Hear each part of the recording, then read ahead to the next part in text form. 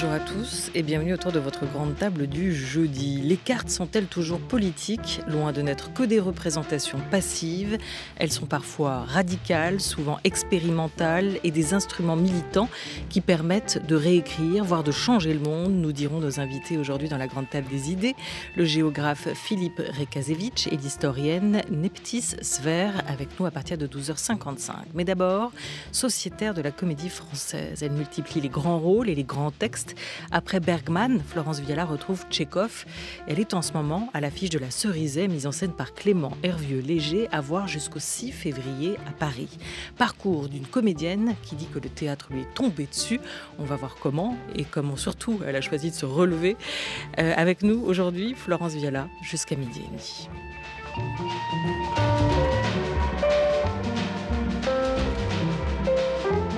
La grande table. Olivia Gesbert. Entrée à la Comédie Française en 1994, nommée sociétaire en 2000. Elle y fait ses débuts sur scène avec Roger Planchon, avant d'être dirigée par Jean-Paul Roussillon, Muriel Mayette-Holtz, Robert Wilson, Jacques Lassalle, Alain Françon ou encore Julie Deliquet. Bonjour Florence Viala. Bonjour. Bonjour. Bergman à peine terminé. Vous repartez déjà avec Tchekhov. Comment on passe d'un auteur à l'autre, d'un rôle à l'autre comme ça ? C'est tout l'art de la Comédie Française. On a la chance d'avoir un théâtre d'alternance et donc de pouvoir jouer. Je fais même en plus la comédie musicale, mais quelle comédie en ce moment. Donc voilà, on a l'habitude de ça. C'est une gymnastique qui est pas facile, qui est pas comment dire, que tout le monde n'a pas envie de faire. Mais bon, j'ai l'habitude. Ça fait longtemps, comme vous l'avez rappelé. Donc et c'est plus souvent, c'est assez joyeux, c'est assez bénéfique parce que ça permet de se ressourcer ailleurs. Mais ça veut dire que les répétitions de l'un ont lieu en même temps que les représentations de l'autre ? Oui.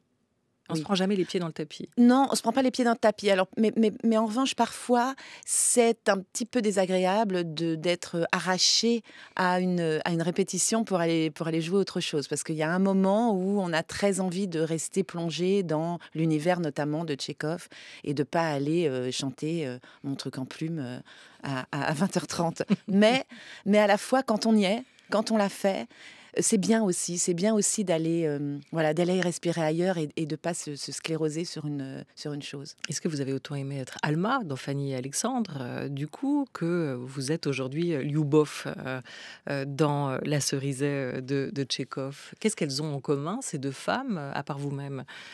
À part moi-même, elles n'ont pas grand-chose en commun, il faut bien dire. J'aime beaucoup travailler avec Julie Deliquet. C'était la deuxième fois. Là, j'avais fait Vania il y a quelques années avec elle.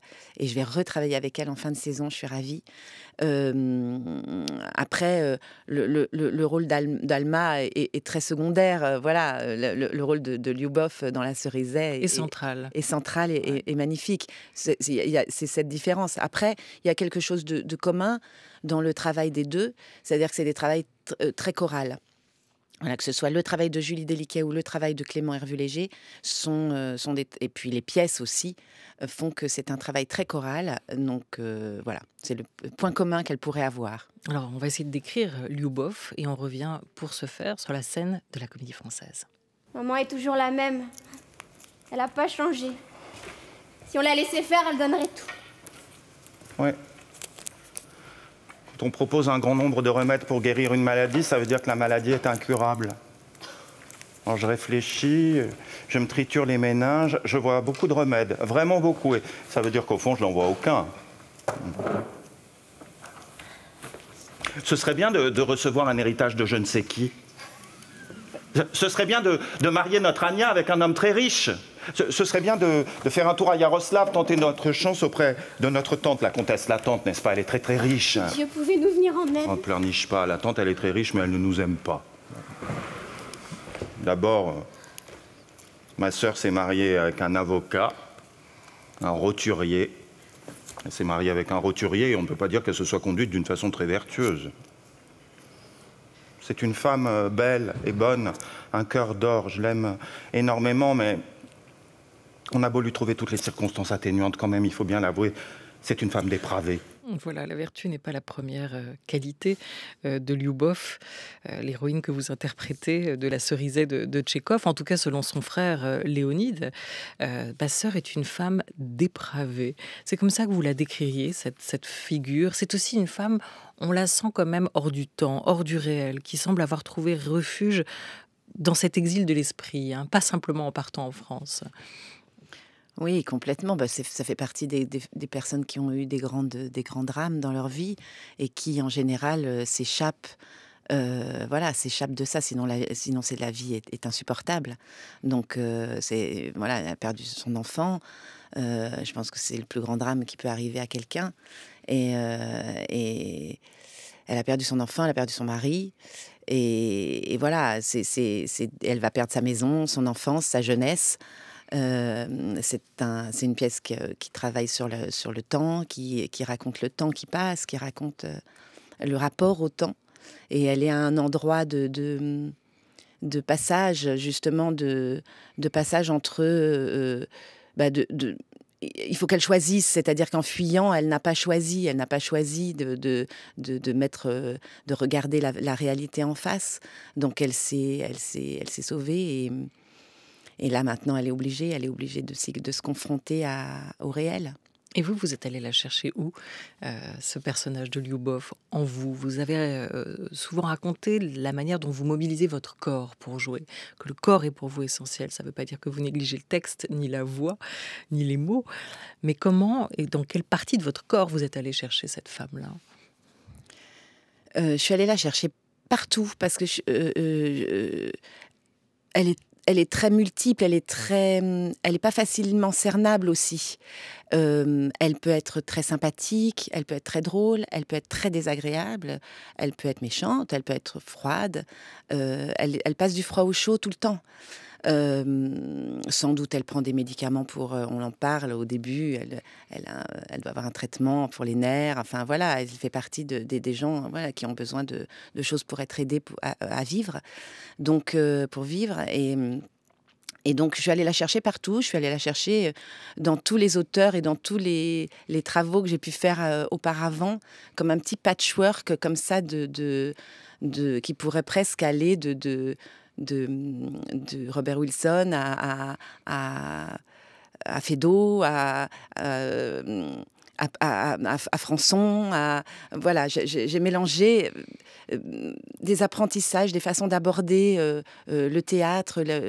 Je me suis pas dit c'est une comédie, c'est une tragédie, c'est je sais pas quoi. C'est des petits morceaux de vie de cette femme, comme des petits éclats comme ça que je suis allée chercher un petit peu partout. Parce que Lyubov est une comédienne elle-même aussi. Hein. Elle cache ses fêlures, elle cache sa blessure en jouant en permanence ce rôle d'elle-même. On s'aperçoit souvent que les rôles pour un acteur se répondent étrangement, dressant un drôle de portrait chinois de sa personnalité, dite Éric Ruff, en ouverture de cette Cerisay. C'est vrai qu'il y a une vie de femme et de comédienne dans ce rôle-là. Molière, Marivaux, Feydeau, Goldoni, Tchekhov, pour les plus anciens d'entre eux. Vous avez interprété tous ces grands auteurs, des textes, leurs textes et leurs personnages. Qu'est-ce qu'ils nous disent de vous, tous réunis? Ils parlent des humains, donc ils parlent de moi, mais je suis pas... Je ne sais pas ce qu'ils disent de moi et je ne sais pas ce que... elle est difficile, votre question, parce que je ne sais pas dans quelle mesure je ne suis pas moi-même par eux aussi. Je ne sais pas dans quel sens ça marche. Je suis peut-être la personne que je suis aujourd'hui parce que j'ai traversé ces textes-là et j'ai dit ces auteurs-là. Et ces héroïnes ont aussi volé une part de vous. Votre vie de comédienne, votre vie d'actrice a commencé dans les jupes de votre père, comédien lui aussi. Quelle figure de l'acteur il incarnait? Mon père est un acteur plutôt de composition. Il a commencé par le mime. Il a travaillé longtemps en compagnie aussi. Il a été dans une troupe au Théâtre de Bourgogne et ensuite au CDN de Bourgogne, enfin, qui est devenu le CDN ensuite, à Dijon. Et donc, c'est un acteur qui a joué Madame dans Les Bonnes, qui a joué plein de personnages, le Schmurtz dans Brecht. Enfin, il est passé par tous les états. Et lui, il travaille aussi énormément sur le corps. Donc, beaucoup plus dans la composition que moi. Voilà. Est-ce que c'est lui qui vous a appris à jouer ou ça s'apprend sur les bancs d'une école, en l'espèce pour vous à Dijon ou au conservatoire, hein? Je pense non, je pense que ça s'apprend à l'école et puis ça s'apprend dans la vie, ça s'apprend avec les années.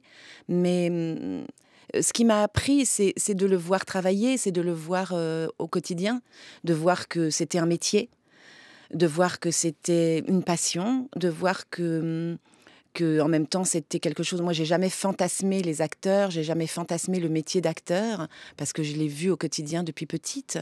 Donc, je voyais bien que c'était des gens qui donnaient tout à cet art et en même temps qui rentraient chez eux le soir, qui se démaquillaient, qui sentaient le lait démaquillant le soir, enfin, qui avaient du mal à se lever le matin, voilà, cette vie-là, qui partait en tournée, puisque lui, il partait beaucoup en tournée. Donc, qui n'était pas forcément là pour les grands moments de la vie, l'anniversaire de ses enfants, pour Noël, voilà. Donc, je savais tout le pratique de cette vie-là, et je n'ai jamais fantasmé le monde des stars ou le monde du voilà. Et c'est peut-être pas pour rien que vous avez pris quand même le contre-pied. Il était plutôt un comédien, vous le dites, saltimbanque, qui venait du mime, il bougeait beaucoup, il tournait énormément. Et vous vous êtes sédentarisé en intégrant aussi la troupe la mieux installée de France, celle du Français. Et vous y êtes resté. Ça n'empêche pas évidemment les collaborations à l'extérieur. Mais qu'est-ce que vous avez trouvé, vous, dans cette troupe-là, dans cette famille-là, dans ce lieu-là? Je suis rentrée vraiment, pas par hasard, mais je veux dire, je n'ai pas souhaité rentrer à la Comédie Française au départ. Je n'ai pas demandé. Ça m'est pas passé du tout par l'esprit. Quand Jean-Pierre Miquel et Roger Planchon m'ont demandé de venir, sincèrement, je suis rentrée en me disant, je reste là 2 ans et je m'en vais. Et ça fait, voilà, 26, 27, je sais plus, 27 ans que je suis là.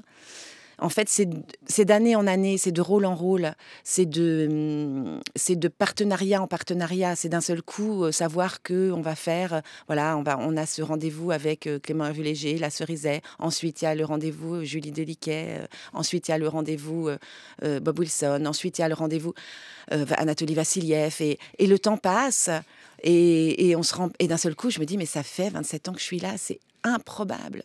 Mais ce que j'y trouve, c'est effectivement la troupe. C'est-à-dire que, mais c'est maintenant. Au départ, sans doute inconsciemment, j'avais envie d'une troupe parce que je venais de ce genre par mon papa, de ce genre de famille. Mais c'est une troupe qui évolue. Il n'y a plus beaucoup de gens qui, quand je suis rentrée, les acteurs de l'époque de mon entrée sont tous un peu partis déjà. Je fais partie des vieilles maintenant. mais de voir cette troupe évoluer, de voir les jeunes arriver, de se remettre aussi en question, parce que quand d'un seul coup, on a l'impression que c'est pas mal, voilà, j'en suis là, si on regarde son CV, on se dit, tuton, quand même, c'est chic, et tout ça, c'est bien. Et puis une Georgia Scaliette arrive, une Adeline Dermy arrive, et elle vous met une patate dans la figure, et elle vous dit, non, t'es arrivé à rien, et moi, j'arrive, je suis jeune, et voilà, donc moi j'adore ça. Et on remet son titre en jeu quelque part. Évidemment, on est bousculé sans arrêt et ça ça me plaît beaucoup. Et La Cerisay, c'est aussi l'histoire de cette relation que Lyubov entretient avec ce lieu, de cette amouraine qu'elle a pour cet endroit, qui à la fois convoque tous ses souvenirs d'enfance, cet attachement à la terre, cet attachement à ses murs qu'elle manifeste, hein, et en même temps ce rejet de ce lieu où effectivement elle a vu mourir son enfant et qu'elle a fui le plus loin possible. Cet attachement au lieu, vous le comprenez, que ce soit la Comédie Française ou ailleurs, vous avez votre Cerisay à vous, quelque part, Florence Viella? Oui, j'ai ma Cerisay à moi, mais moi je suis plutôt... je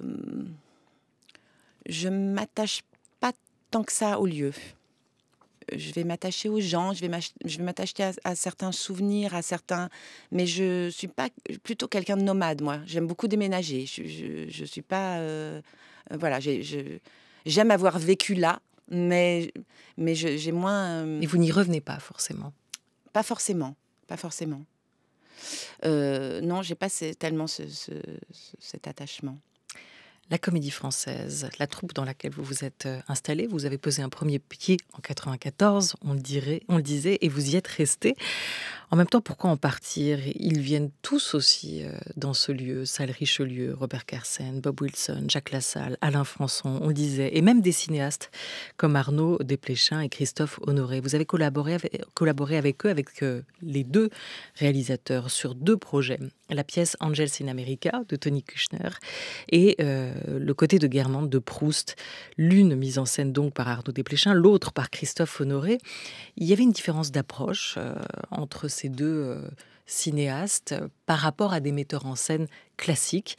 Cet apport de l'œil du cinéma au théâtre, vous avez pu le percevoir?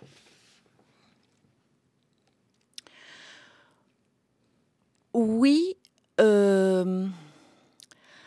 parce qu'ils ont une très grande délicatesse, alors qu'ils ont une carrière folle et que c'est des gens de renom. Ils ont eu une très grande timidité, quelque part, une grande timidité, délicatesse envers le théâtre. C'est pas leur première mise en scène, ni à l'un ni à l'autre, mais voilà, il y a une chose comme ça, un petit peu... c'est votre maison, c'est votre endroit, c'est vous qui savez. Voilà, il y avait souvent des phrases comme ça, alors qu'ils savent très bien ce qu'ils font. Et voilà, mais c'est des grands directeurs d'acteurs tous les deux. Et sinon, il n'y a pas de différence. C'est des grands directeurs d'acteurs, c'est des grands metteurs en scène, que ce soit au cinéma ou au théâtre. Ils dirigent les acteurs et ils savent décrypter et travailler sur une œuvre comme un metteur en scène de théâtre. Ce sont des metteurs en scène de théâtre aussi. Et assez intéressant, c'est qu'ils étaient tous les 2 venus pour faire du théâtre et rien que du théâtre. Ouais. Et ils ont tous les 2 été rattrapés par la crise sanitaire. Et ils ont finalement tous les 2 fait des films dans votre théâtre à cause des confinements successifs. Avant le 2e confinement, à l'automne dernier, Christophe Honoré, metteur en scène invité, répétait avec vous, avec la troupe du Français, une pièce d'après Marcel Proust, on le disait. Lorsque les acteurs apprennent que le spectacle est annulé, ils décident de continuer à répéter pour le plaisir de jouer. Extrait de Guermantes de Christophe Honoré, d'abord diffusé sur France 5 le 24 septembre, sorti ensuite au cinéma à la fin du mois de septembre et encore visible dans quelques salles. My lady d'Albanville. Ah, mais je la déteste cette chanson, mais alors, je peux plus l'entendre.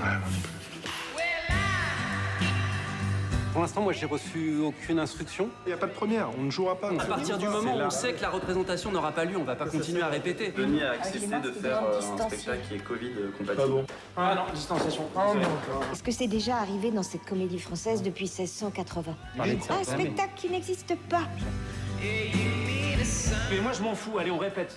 C'est absurde, c'est les musiciens du Titanic. C'est pas insensé de répéter quelque chose, peut-être, juste pour vous. Je crevais, moi. Cyrano, c'est important, ton film, c'est important. Et Ça Cyrano, aussi. apparemment, c'est maintenu. Avec des masques. Ah non. Voilà, des représentations suspendues à cause de l'épidémie de Covid-19. Fallait-il ou pas continuer à jouer? Voilà ce que raconte ce film Guermantes, absolument super à voir. Et à noter aussi que le Angels, Salescande, c'est son titre de Arnaud Desplechin, lui sera diffusé la semaine prochaine, le 26 novembre, sur France 5. Le film a été fabriqué dans des circonstances quand même très particulières. Ça, c'est vrai, même s'il y a une part de fiction aussi et de mise en scène dans ce Guermantes, Florence Viala. Qu'est-ce que c'est jouer pour rien? Ce qui est évoqué là dans cette bande-annonce, c'est cette question que se posent les comédiens. Ben, ça ne nous est pas arrivé, pour le coup. Là, c'était pas jouer pour rien, c'était répéter pour rien. Mais Répéter pour ne pas jouer. Voilà, répéter pour ne pas jouer. Devant un public. Alors, en ce qui me concerne, moi, je pourrais faire que répéter. J'adore, c'est le moment que je préfère. Mais Voilà.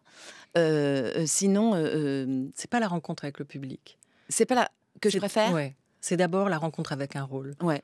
La rencontre avec une œuvre, la recherche en fait, c'est ça qui me plaît. C'est ça qui me fascine et je pourrais y passer, creuser. J'ai l'impression d'être une archéologue et chercher comme ça pendant des jours et des jours. C'est magnifique. Mais voilà. Donc moi, ça ne me dérange pas de répéter pour rien. Mais là, c'était le sujet, c'était une façon de démarrer le film de Christophe. Là, vous avez le sourire, mais on imagine que vous l'avez eu tous un tout petit peu moins quand c'est vraiment arrivé, c'est-à-dire quand vous avez eu cette envie de tous jouer et que les représentations ont été annulées.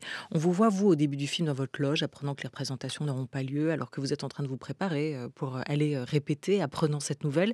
Qu'est-ce que vous avez ressenti à ce moment-là ? Là, dans le film, c'est léger. Moi, je le prends plutôt bien.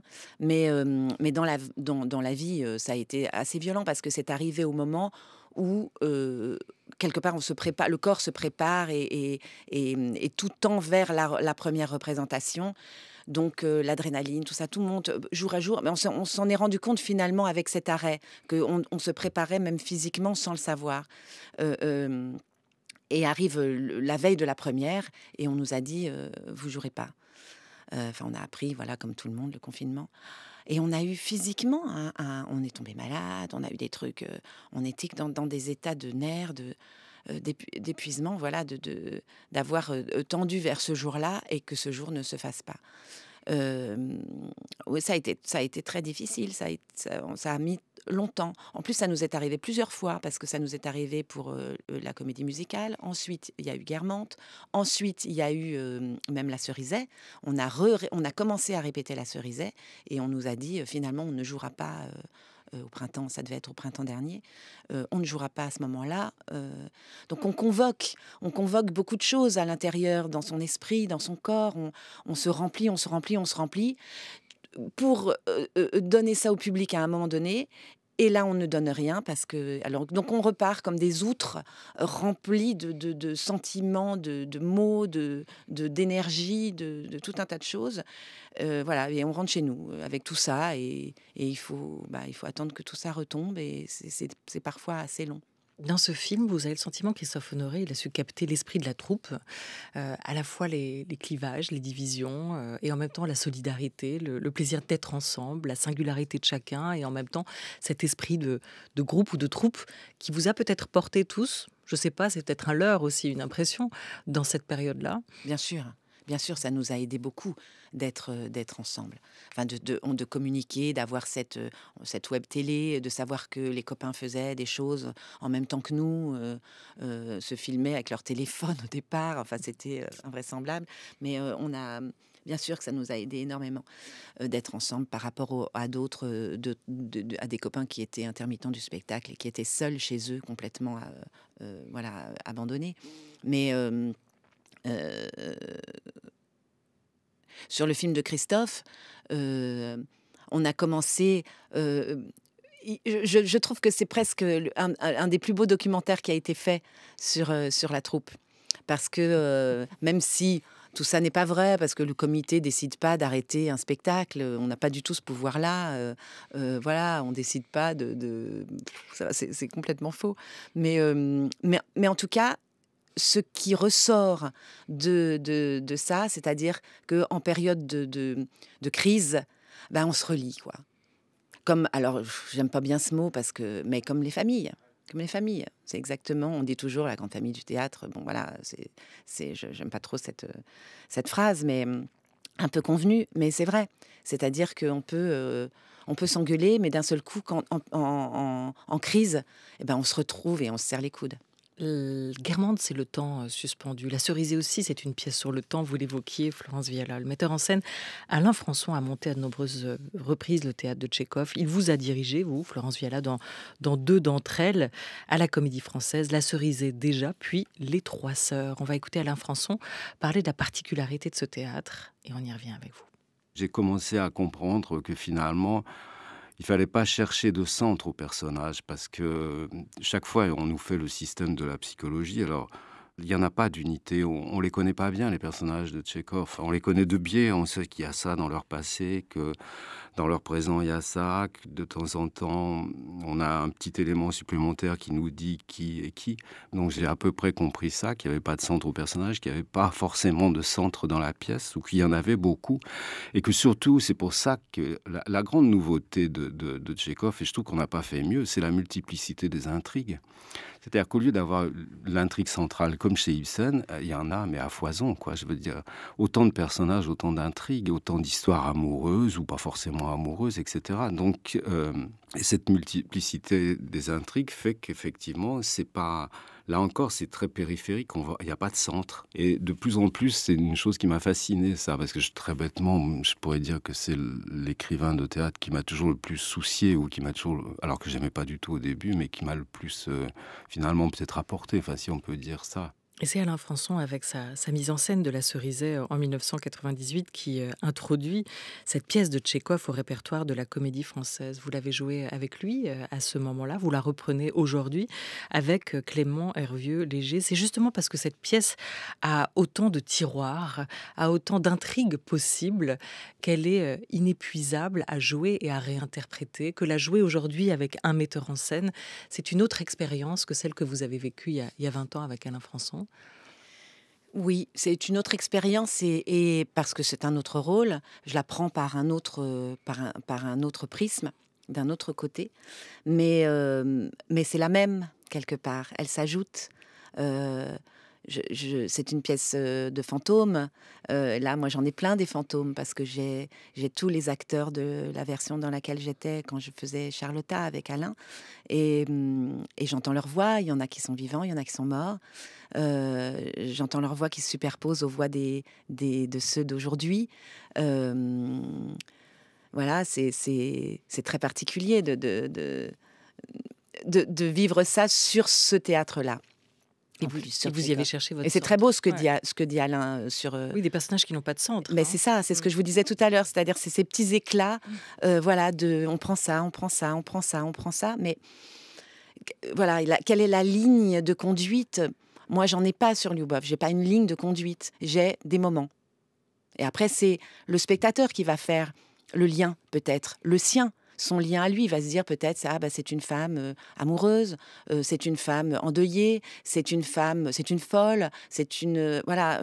Chacun va faire son fil conducteur. Et vous allez continuer à chercher votre centre. Vous avez encore une vie de comédienne devant vous pour le trouver. Florence Viella, merci beaucoup d'avoir été avec nous à l'occasion de cette Cerisay de Tchekhov, mise en scène par Clément Hervieux-Léger, à voir à la Comédie Française jusqu'à début février. Une émission programmée par Oriane Delacroix, préparée par Marie Fraboulet. Merci à vous. Merci.